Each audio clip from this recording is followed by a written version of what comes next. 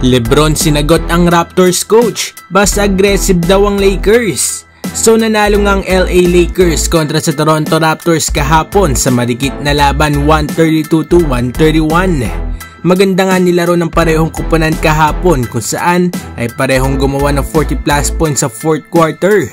Pero meron din naman isang tutol at galit na galit nga sa pagkapanalo ng Los Angeles Lakers. At yun nga mga idol ay ang gigil na head coach nga ng Toronto Raptors.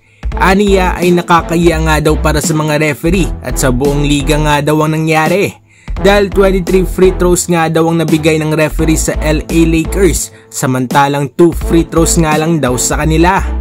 Well, may respeto naman daw itong si coach sa mga superstars ng Lakers, pero meron din naman daw silang superstar. Paano nga daw nangyari na itong si Scottie Barnes ay hindi nga palaging nalapit nga daw sa mga referees para magmakaawa nga daw sa fouls?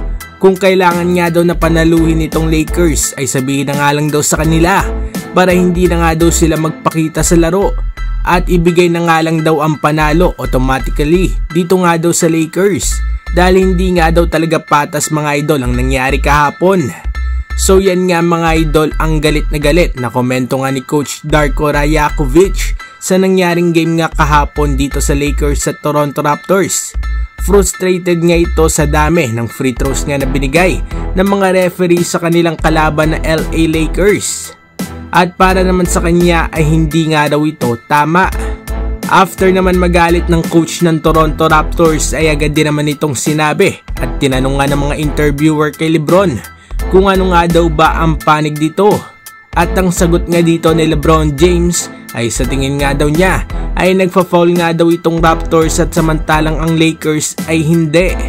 So para nga dito kay LeBron mga idol ay mas agresibo nga daw itong LA Lakers kumpara sa mga players dito nga Toronto Raptors.